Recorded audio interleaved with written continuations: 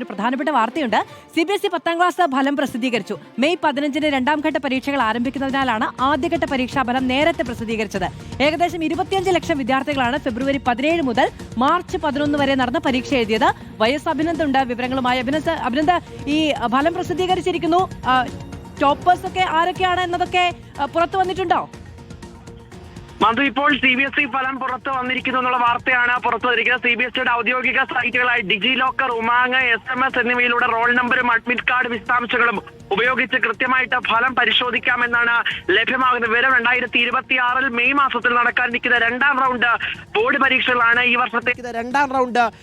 പരീക്ഷകളാണ് ഈ വർഷത്തെ ആദ്യ പ്രഖ്യാപനം നടത്തിയത്.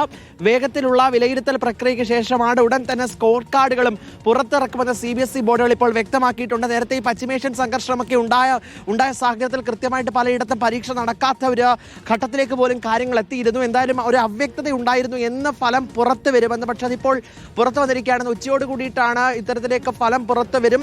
അത് കൃത്യമായി തന്നെ അതിൻ്റെ എല്ലാ പ്രക്രിയകളും പൂർത്തിയായതായിട്ട് CBSE ബോർഡ് വൃത്തങ്ങൾ അറിയിച്ചത്. ഇപ്പോഴെന്തായാലും CBSE ഫലം ഔട്ടായിരിക്കുകയാണ്. www.cbse.gov.in അല്ലെങ്കിൽ results.cbse.nic.in എന്നിവയിൽ 2026 CBSE 10ാം ക്ലാസ് പരീക്ഷാ ഫലങ്ങൾ ലഭ്യമാകുമെന്നാണ് ഇപ്പോൾ CBSE ബോർഡ് എന്തായാലും അറിയിച്ചിരിക്കുന്നത്. 10ാം ക്ലാസ് ഫലങ്ങൾ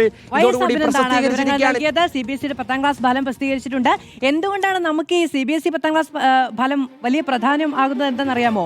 നമ്മളാണ് ഈ കാര്യത്തിൽ ഏറ്റവും മികച്ചു നിൽക്കുന്നത് എന്നുള്ളതാണ്. 2025 CBSE 10ാം ക്ലാസ് പരീക്ഷാഫലം കേരള റീജിയണിൽ 99.79% വിദ്യാർത്ഥികൾ വിജയിച്ചതാണ്. രാജ്യത്ത് ഒന്നാമതെത്തിയത് കേരള റീജിയനാണ്. പരീക്ഷ എഴുതിയ 63,000 കുട്ടികളിൽ 63,873 പേരിൽ 63,705 പേരും വിജയിച്ചു. അപ്പോൾ